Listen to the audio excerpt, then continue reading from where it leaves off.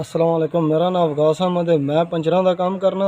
यह जड़ा ना इंजन ये ख़राब हो गया, बाकी हर चीज़ ठीक है। टायर भी जड़ा है टुट गया। मैं उत्ते सड़क ते काम करना, इन सुबह लै जाना, शाम ਨੂੰ वापस लै आना।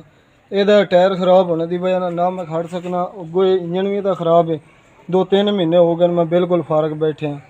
तो ये इंजन बाकी हर चीज़ ठीक है, इंजन ख़राब होने की वजह नाल मेरा बिल्कुल काम जड़ा ना वो रुकिया पिया। 2 बच्चे ने मेरे, तो इस ते रुपया जड़ा ना 6-7 हज़ार रुपया इस ते लगता है। तो 1500-1600 का टायर है।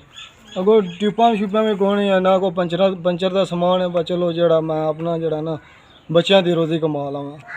जे मेरा इंजन ठीक हो जाए, चलो टायर हो जाए जड़ा ना कोई ट्यूबां श्यूबां हो जाए, तो मैं अपने बच्चों की रोज़ी जड़ी है ना वो आराम सुकून नाल मैं कमा सकना अपने।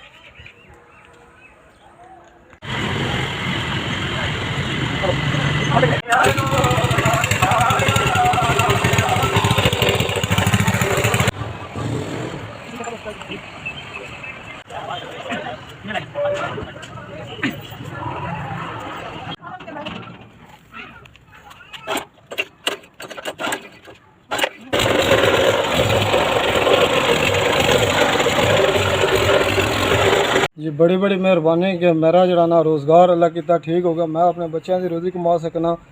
तो जनरेटर भी मेरा ठीक हो गया, टायर भी जड़ा वो पै गया, यह समान भी आ गया मेरा ठीक है। 7,000 रुपया तुसां पाया, 2,000 रुपया मैं पाया, 9,000 च अल्लाह किता मेरा काम जड़ा ना ठीक हो गया।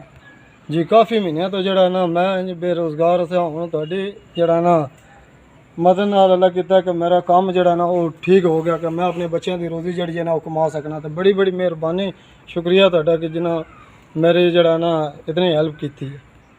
जी जिस तरह मेरा तुसें रोज़गार बनाया, इस तरह और माड़ियां बंदियां दा जड़ा ना रोज़गार बनता रहे। अल्लाह ताला तुहानू और दे वसदे रहो, तो खुश रहो, आबाद रहो।